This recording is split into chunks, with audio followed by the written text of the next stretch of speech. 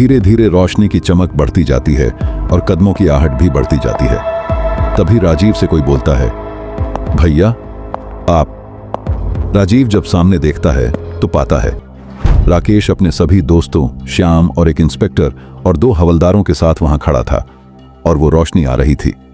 वो हवलदार के हाथ की सर्चिंग टॉर्च की आ रही थी। साथ ही एक हवलदार ने एक आदमी को पकड़ा हुआ था जिसकी शक्ल राजीव को पहचानी सी लग रही थी। राजीव सबसे निगाह हटा के दौड़कर राकेश को गले लगा लेता है। तू ठीक है ना? पता है तेरी भाभी और हम सबका क्या हाल हो गया था, कितने डर गए थे हम लोग। तुझे पता नहीं है राकेश, ये जगह बिल्कुल सही नहीं है, चल यहां से चलते हैं। राजीव बोले जा रहा था और आंखों से आंसू टपके जा रहे थे। तभी उसका हाथ राकेश की उंगली पर बंधी पट्टी पर लगता है। ये क्या राकेश, ये कैसी चोट है तेरे हाथ पर? तू सच सच बता हुआ क्या है? तब राकेश राजीव को पूरी बात सुनाता है। भैया आप चिंता नहीं करें, ये मेरी उंगली में चोट इस घर के बाहर लगी थी। दरअसल हुआ यूं कि हम लोग घूमते घूमते और बात करते इतने दूर निकल आए कि पता ही नहीं चला कि इस इलाके में कब पहुंच गए। जब हम इस घर के सामने पहुंचे तो यहां से किसी हलचल की आवाज सुनी, तो हम लोगों ने सोचा कि इतने वीरान मोहल्ले में ये कैसी हलचल हो सकता है, किसी को हमारी जरूरत हो। इस उद्देश्य से हम सब लोग घर के अंदर आने लगे, पर जैसे ही मैं घर का बाहर वाला दरवाजा खोल रहा था, वहां पर लगा कांटों के झाड़ पर मेरा ध्यान नहीं गया और कांटों की वजह से उंगलियों में चोट लग गई और चोट की वजह से खून बहने लगा। तो मैंने अपनी उंगली की अंगूठी को निकाल कर अपनी जेब में रख लिया। श्याम ने मेरे हाथ में अपने रुमाल से ड्रेसिंग कर दी। फिर जब हम अंदर जाने लगे तो हमें महसूस हुआ कि अंदर से आने वाली आवाज कुछ रुक सी गई है। शायद उन्हें हमारे आने का अंदेशा हो गया था और जो कोई भी था सतर्क हो गया था। हम भी सतर्कता से आगे बढ़ने लगे। अंदर आके हमने पहले घर को बाहर से अच्छे से देखा तो पता चला घर में आगे और पीछे की तरफ दोनों तरफ दरवाजे थे और पीछे की तरफ कुछ लोगों के पैर के निशान भी थे। हम लोग समझ गए यहाँ कुछ तो गेम चल रहा है। हम चारों 2-2 में बट गए। आगे वाले गेट से मैं और श्याम और पीछे से दिनेश और अमित अंदर आएंगे, इसका प्लान बनाया और रवि और मोहित को मेन गेट पर खड़ा कर दिया। जैसे ही मैंने अंदर आने के लिए सामने का दरवाजा खोला ही था, तब मुझे महसूस हुआ कि मैंने जिस जेब में अंगूठी रखी थी वो थोड़ी फटी थी, तो उसमें से अंगूठी नीचे गिर गई। बस उसे उठाने के लिए मैं जैसे ही झुका, अंदर से किसी ने लगातार 2-3 फायर किए, लेकिन मैं जो कि अंगूठी उठाने के लिए झुक गया था, उसकी वजह से उन लोगों के फायर मिस हो गए। वो राजीव को वो अंगूठी और बाबा के बारे में सारी बात बताता है, किस तरह बाबा मिले और उन्होंने कहा था कि ये अंगूठी मेरी मदद करेगी। फायर की आवाज सुनकर पीछे से दिनेश और अमित ने उन लोगों को पकड़ लिया। 2 लोगों को पकड़ा पाकर उनका एक साथी बाहर पीछे से भागने लगा। जहां रवि और मोहित खड़े थे, उन्होंने उसको पकड़ लिया। सभी को पकड़कर और यहाँ के कुछ सामान को लेकर हम श्याम के साथ पास के ही पुलिस स्टेशन चले गए।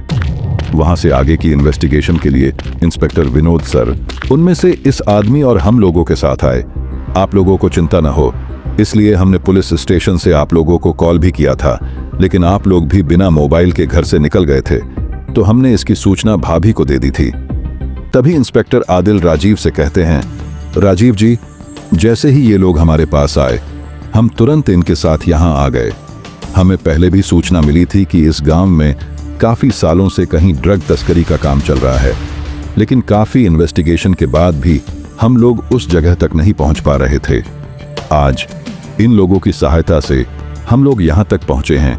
ये लोग यहाँ पर अपना काम आसानी से चलाते रहे, इसीलिए काफी लोगों को मौत के घाट उतार चुके हैं, ताकि यहाँ के लिए लोगों में डर बना रहे और कोई इस एरिया में आए ही ना। ये 3 लोग तो पकड़ में आ चुके हैं, लेकिन हमें पता चला है कि इस गांव में ये करीब 4 लोग थे। हम चौथे को भी जल्दी ही ढूंढ लेंगे। तब राजीव उस आदमी जिसे पुलिस ने अपनी कस्टडी में लिया हुआ था, उसे ध्यान से देखता है तो उसे पहचान लेता है।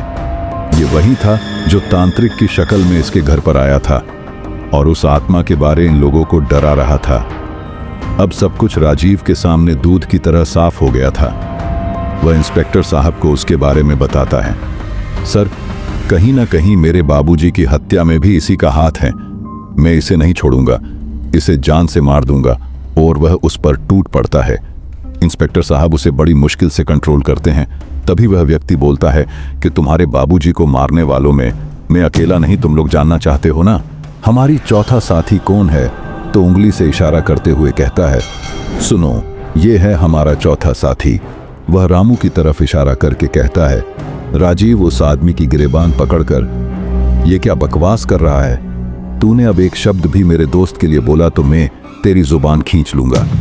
लेकिन रामू एक तरफ पसीना पसीना हुए खड़ा था। उसकी चुप्पी इंस्पेक्टर आदिल को उस पर शक करने पर लिए काफी थी।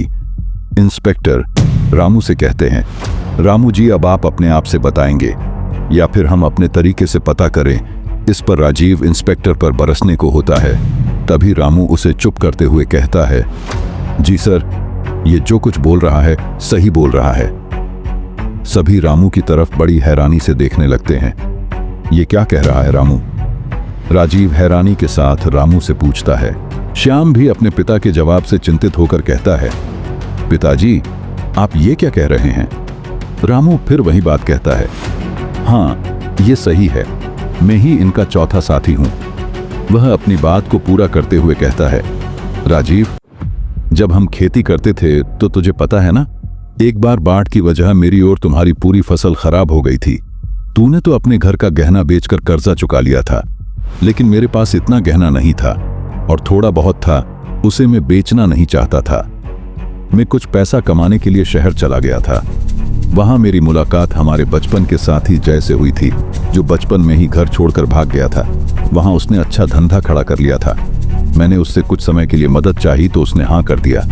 मैं पैसे लेकर वापस आ गया और यहाँ अपना कर्ज चुका लिया।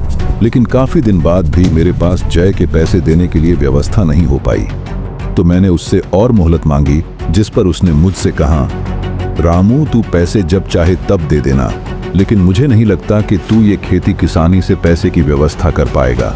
अगर तुझे सही लगे तो मेरा बिजनेस पार्टनर बन जा, जिससे तू जितना साल भर में कमाता है उतना ही तू कुछ दिनों में कमा लेगा। वैसे भी मुझे अपने गांव में एक पार्टनर की जरूरत है।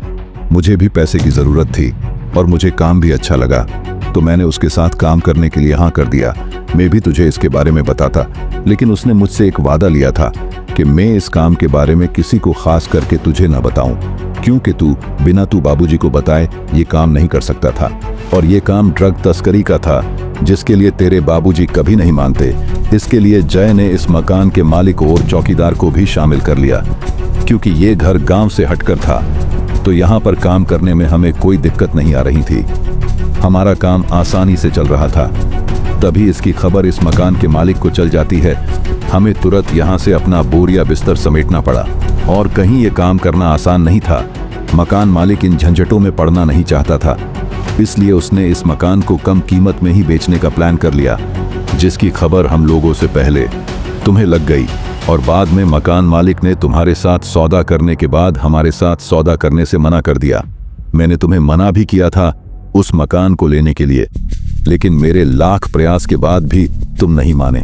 जब तुमने मकान ले लिया तो हमने इस चौकीदार की मदद से तुम्हें डराने का मन बनाया और इसे हमने तांत्रिक के वेश में तुम्हारे पास भेजा।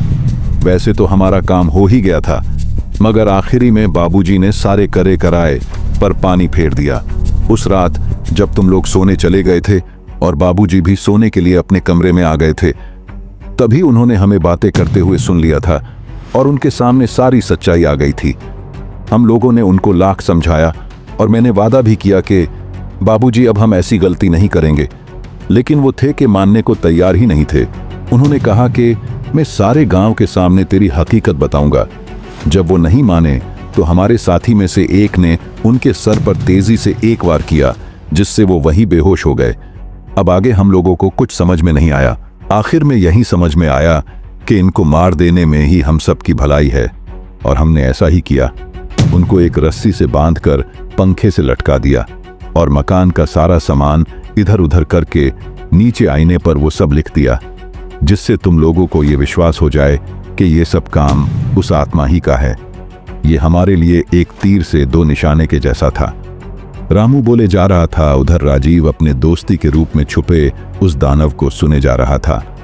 अगले दिन जब तुम लोगों ने वो सब देखा तो हमें डर था कि ये पुलिस केस न हो जाए, लेकिन किस्मत से तुम उस वक्त तुम अपना होश खो चुके थे, तो मैंने उसका फायदा उठाकर प्रीति भाभी को समझाया और जल्दबाजी में बाबूजी का क्रियाकर्म कर दिया। साथ ही तुम लोगों को भी उस घर से निकालने में हम समर्थ हुए। यहाँ का डर बना रहे और कोई हमारे काम में दखल न दे, इसीलिए ये बात पूरे गांव में फैला दी। और तुम भी उस जगह न जाओ, इसके लिए मनगढ़ंत कहानियां वहां की मैं तुम्हें सुनाता रहा। लेकिन आज इन लोगों ने मेरे सारे राज खोल दिए। अगर मैं आज इसे झूठा भी साबित कर देता तब भी मुझे पता है आज या कल तो ये लोग मामले की तह तक जाकर मुझे पकड़ ही लेते। तो इसीलिए मैंने तुम्हारे सामने अपने सारे गुनाह कबूल करना ज्यादा अच्छा समझा। राजीव तो मानो इस विश्वासघात से पूरा टूट चुका था। उसके पास मानो शब्द नहीं थे कि वो बयान कर सके उसके साथ क्या बीत रही है। उसका सबसे अच्छा दोस्त उसका सबसे बड़ा दुश्मन निकला। श्याम रामू से बस इतना कहता है, मेरे लिए ये शर्म की बात है कि मैं तुम्हारे जैसे धोखेबाज का बेटा हूं, और घर से बाहर निकल जाता है। राजीव रामू से कुछ नहीं कहता। जिस दोस्ती की घर तो क्या पूरा गांव मिसाल देता था, उसका इतना बुरा अंत इस तरह होगा कभी किसी ने नहीं सोचा था। पुलिस रामू को वहां से ले जाने लगती है। तभी रामू राजीव से कहता है, मैं जानता हूं कि मेरे गुनाह माफी के काबिल नहीं है, और ये भी जानता हूं कि मेरे गुनाहों की जो भी सजा दी जाएगी वो कम ही होगी। उम्मीद करता हूं अगले जन्म में मुझे तेरे जैसा ही दोस्त मिले। इस पर राजीव बस इतना ही कहता है, अगर मेरी किस्मत में तेरे जैसा दोस्त ही लिखा है तो मैं प्रार्थना करूंगा कि मेरा ये आखिरी जन्म हो। रामू मायूस हो जाता है और पुलिस उसे गिरफ्तार करके ले जाती है। सभी लोग अगले दिन ही शहर के लिए निकलने लगते हैं। तभी सीमा और श्याम सर झुकाए हाथ जोड़कर सभी से रामू के लिए माफी मांगते हैं। नहीं भाभी जी, हमें पाप में नहीं डालिए। छल जरूर रामू के दिल में था, लेकिन आपने हमारे लिए किया उस एहसान को हम कभी नहीं भूल सकते। बस अब मैं इस गांव में नहीं आना चाहता, वरना रामू का दिया धोखा बार बार मेरे दिमाग में ताज़ा होता रहेगा, जो मैं नहीं चाहता। हाँ, आप दोनों के लिए मेरे घर के दरवाजे खुले हुए हैं। ये कहते हुए राजीव और सभी लोग वहां से निकल जाते हैं। कुछ दिन बाद उन लोगों को सूचना मिलती है कि रामू ने जेल में फांसी लगाकर जान दे दी। वो कहते हैं ना, इंसान को अपनी करनी का फल इसी दुनिया में देखने को मिल जाता है। रामू के साथ भी यही हुआ। एक दिन बातों ही बातों में राजीव राकेश से पूछता है, अरे राकेश, जरा मुझे भी तो वो अंगूठी बताओ जो तुम्हें वो बाबा जी ने दी थी। राकेश वो अंगूठी सभी जगह ढूंढता है, लेकिन वो उसे कहीं नहीं मिलती। जहां बरसों पुराने राज खुल गए, वो बाबा कौन थे और वो अंगूठी कहां गई, ये हमेशा राज बना रहा। दोस्तों, ये कहानी समाप्त होती है। अगर आप लोगों ने पहला भाग नहीं देखा है तो पहले देख लीजिए, तभी यह कहानी समझ में आएगी। उम्मीद करता हूं ये कहानी आप लोगों की उम्मीद जो एक अच्छी कहानी के लिए की जाती है उसके अनुरूप रही हो। प्यारे दोस्तों, आपको ये कहानी पसंद आई हो तो मेरे चैनल को सब्सक्राइब करना, वीडियो को लाइक और शेयर करना बिल्कुल मत भूलिए। बहुत जल्द मुलाकात होगी एक नई कहानी के साथ। तब तक के लिए धन्यवाद और अपना ख्याल रखिए।